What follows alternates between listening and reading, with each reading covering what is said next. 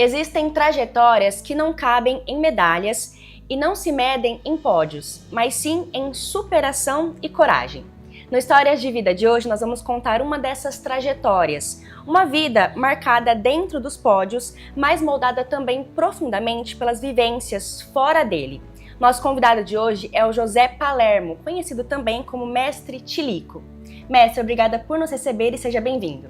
Obrigada.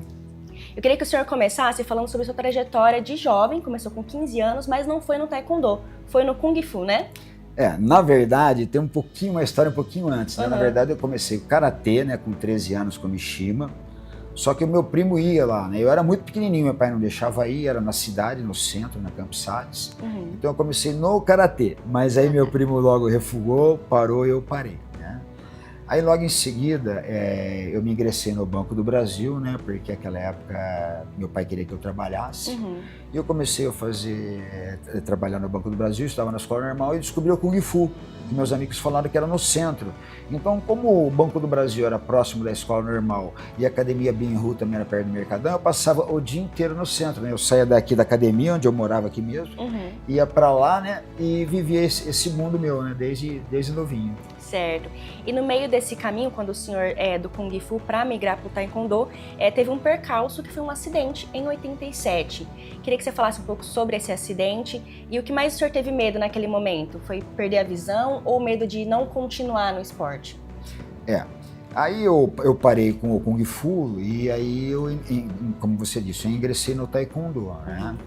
E no mesmo ano que eu peguei a faixa preta, que foi no inverno de 87, julho, eu perdi a visão no final do ano, né? Eu tive um acidente automobilístico, naquela época eu não usava cinto de segurança, capacete não era exigido também para andar de moto no centro da cidade, só em pista, né? Então aconteceu isso, né? Bom, em primeiro momento eu não entendi o que tinha acontecido, né? Porque o pessoal foi, me acolheu, eu achei que não tinha ficado cego, achei que eu não tinha perdido a vista, né?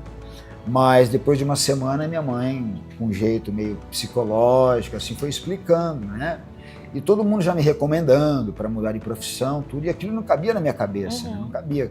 Cada pessoa que falava, olha, isso, inclusive até o pai da minha ex-noiva, ele tinha uma tecelagem em São Paulo, e ele falou, olha, daqui para frente eu tô querendo parar, você já pode se tornar gerente, né? Então, abriu um mundo, né? Minha mãe trabalhava no NPS, ela queria que me aposentasse também. Sim. Mas a princípio eu neguei tudo disso, até o médico, né, recomendou, e era uma coisa muito da alma, né, e aí eu fiquei treinando sozinho, tava com medo, né, de lutar, de me expor, que eu só tinha uma vista, então eu fiquei uns 6 meses meio encruado, treinando sozinho, até que um dia eu recebi uma proposta para fazer uma demonstração lá onde eu estudava, na PUC, Educação Física, e eu voltei a treinar na academia, né, voltei a me reingressar, vamos dizer assim, né, nessa fase.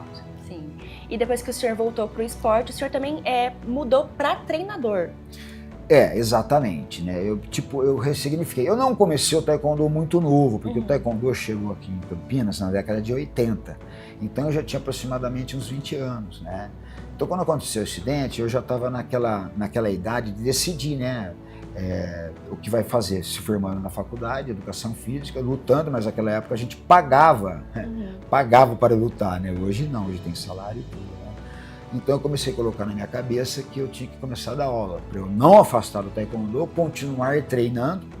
E aí eu pensei, eu não posso ser campeão, mas eu posso fazer campeões, né? Eu tive essa ideia. E foi aí mais ou menos que começou a se desenhar essa minha profissão, que apareceu, vamos dizer assim, na minha frente. Que eu queria ser lutador, não queria ser professor. Entendi. E fez muitos campeões, né? Que tem muitas medalhas aqui, troféus também.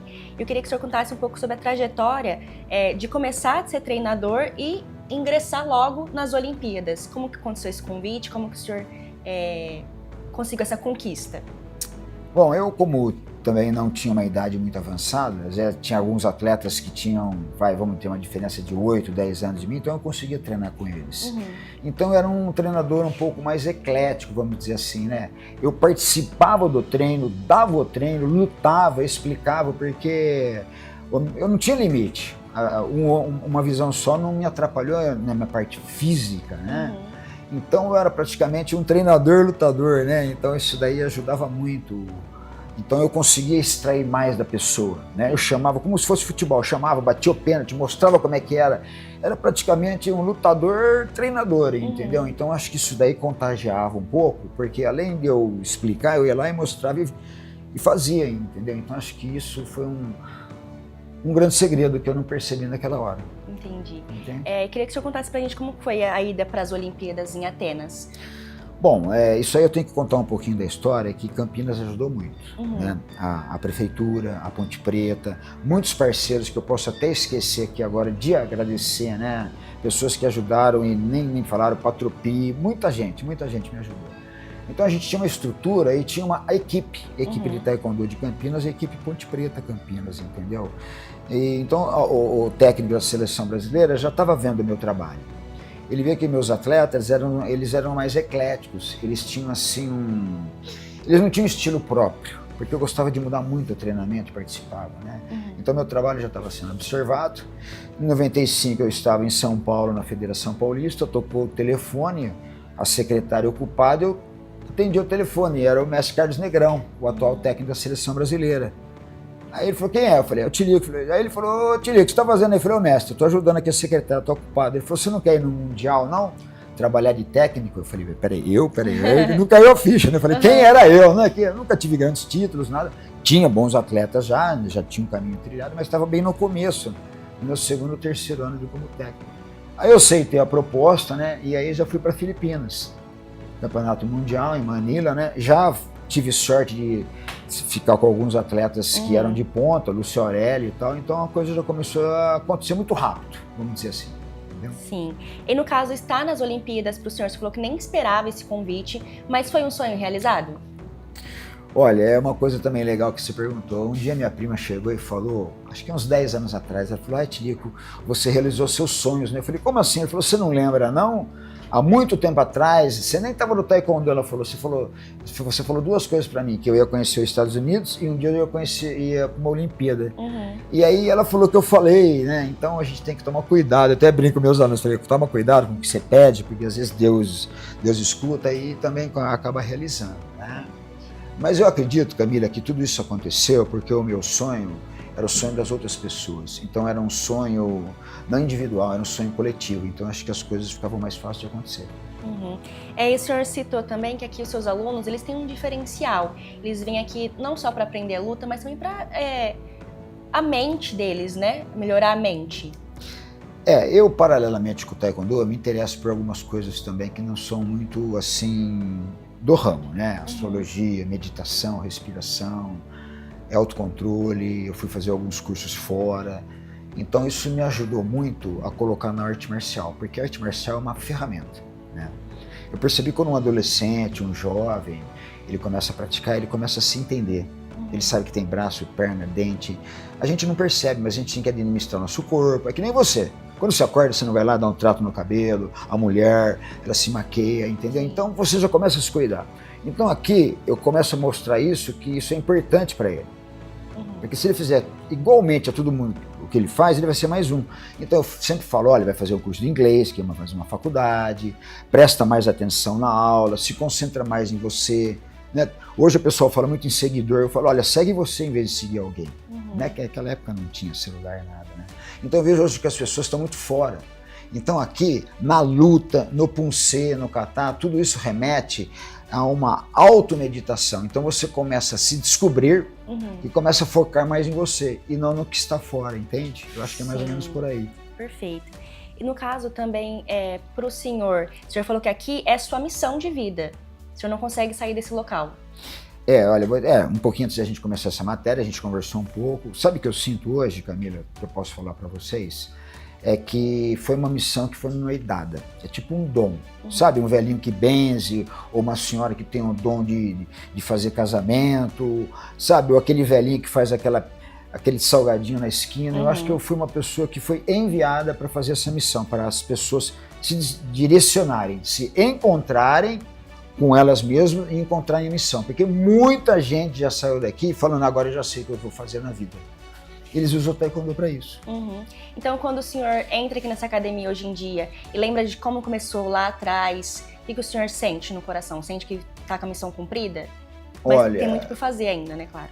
Eu vejo que foi uma coisa que me foi dada. Eu não me sinto esse tinico que vocês falam, eu não me sinto essa pessoa, né? Eu acho que é alguma coisa que foi me dada, uma missão, né? Que eu incorporo quando eu estou lá, como se fosse um cantor, sabe? Uma pessoa que nunca treinou e vai lá e canta, né? Sim. Então eu acho que é isso, é mais uma missão mesmo. Acredito muito em Deus, né? Em religião, tudo isso eu acredito muito. Acredito em muitas coisas, morte após a vida. Então eu tenho muita certeza disso, porque tem muita gente muito bem capacitada que poderia estar no meu lugar, até melhor, mas aí eu vejo que hoje eu tenho total consciência que é uma missão de eu orientar e direcionar os jovens. Sim. Em que momento o senhor acredita que o senhor mudou essa missão como um propósito, adotou isso como um propósito? Foi logo depois que eu parei de ser técnico, já não estava mais me preenchendo, né? Eu fiquei com depressão profunda, né? Fui procurar várias pessoas, psicólogos, psiquiatras, cursos, meditação, tudo. E aí eu comecei a entender, porque eu não conseguia nem mais descer na sala, não tinha mais prazer. E aí eu tinha que me ressignificar. Eu falei, nossa, mas como é que eu tenho que ficar nesse meio? Eu sou competitivo, tenho ego, gosto de aparecer, né? Porque tem gente que gosta mais, né? Então, como eu tinha autoestima baixa, então a gente compensava nessa maneira, né? E aí eu vi que eu podia ajudar não só um atleta, mas eu podia ajudar um médico, podia ajudar um pai de família, uma pessoa que é objetivo. Foi onde eu fui buscar que o Taekwondo ele podia ser um auxílio para pessoas que estão querendo mudar de vida, querendo uma separação, querendo tomar decisões. O Taekwondo deixa uma pessoa ela mais assim, com poder da vida dela mesma com ela mesma. Eu descobri isso, ressignifiquei faz uns 15 anos, então hoje eu trabalho para a sociedade dessa maneira, né? Uma pessoa que busca um autocontrole, busca uma mudança, busca um desafio de ter que separar, mudar de um trabalho ou outro. Acho que eles procuram e acham aqui dentro. Perfeito. E mestre, entre tantos títulos e medalhas, queria que o senhor contasse algum momento marcante que o senhor passou durante sua trajetória. Eu acho que é um convite de ir para Olimpíadas, né? Apesar de assim não ser a coisa mais importante, que eu acho que a coisa mais importante foi o invisível que aconteceu aqui, a vida que marcou muitas pessoas que nunca foram atletas, mas hoje estão inseridas na sociedade, né, como médico, enfermeiro, pai de família, né? Eu acho que foi aí da Olimpíada mesmo, porque foi um presente, para mim foi um presente. Eu acho que, não que eu não merecia, mas tinha muitas pessoas capacitadas, eu fui pensado, fui escolhido, Deus me deu esse presente, né? Acho que foi esse momento. Certo. E também, no caso, para quem enfrenta uma limitação, assim como o senhor, no caso física ou emocional, ou passou por algum momento difícil, qual orientação o senhor passaria para essa pessoa? Eu acho que a gente nunca pode desistir dos sonhos, né? Muitas pessoas quiseram me ajudar a fazendo com que não concretizasse meu sonho, mas eu até falo para as pessoas, né, que tem 4 verbos no universo: querer, saber, ousar e calar. Então, se você tem um sonho, guarda para você, porque todas as pessoas que entraram aqui achavam que eu não teria essa capacidade, né? E às vezes isso está muito intrínseco, está muito lá dentro, entendeu? Então, até você mesmo não acredita. Sim. Né? Então, eu acho que acreditar no sonho, buscar e nunca desistir. Nunca desistir, ir atrás que um dia a porta abre. Sim. E o que faz hoje em dia o senhor continuar ensinando? Eu acho que a conexão com o ser humano. Eu acho que quando chega um ser humano até você, é uma conexão tão grande. Pode ser uma criança, um velho, uma pessoa, um atleta, uma pessoa que nunca vai ser atleta, mas ela tem tanta coisa para te ensinar e te passar, que se você tiver a sabedoria, a humildade, né, que você tem que ter, você aprende tanto com outra pessoa. Então essas conexões que eu tenho diariamente aqui, que são ricas para mim, né? Eu acho que todo ser humano tem uma sabedoria muito grande. Então, na verdade, eu acabo muito mais aprendendo do que ensinando na posição de professor. Essa conexão com o ser humano. Como está acontecendo agora com você. Sim, foi ótimo. Obrigada pela conversa, mestre Stilicho. E mais uma vez, muito obrigada por nos receber. Tá. E esse foi mais um Histórias de Vida. Até a próxima. Obrigado.